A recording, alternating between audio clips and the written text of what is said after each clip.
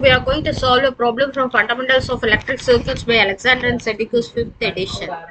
This is question number 1.38, and the question is, how much energy does a 10 horsepower motor deliver in 30 minutes? Assume that 1 horsepower is equal to 746 watts. So first we try to understand the question, and then we'll get the data.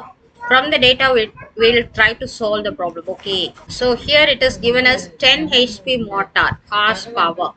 Okay, so that indicates it is the power. So the power of that motor is equal to 10 HP, and here it is given 1 horsepower is equal to 746 watts. So we can convert this horsepower into watts. That means 10 into 746 watts, 7460 watts. So this motor power is 7460 watts. Now how much energy does it deliver? That is the question, right? So question is about energy delivered by the motor. So what is the formula for that energy? That is the work done, that is equal to P into T, power into time.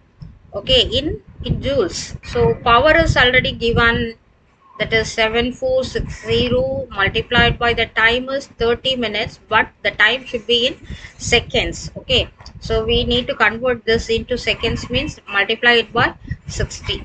So the answer is 13428,000 joules. So this is the answer.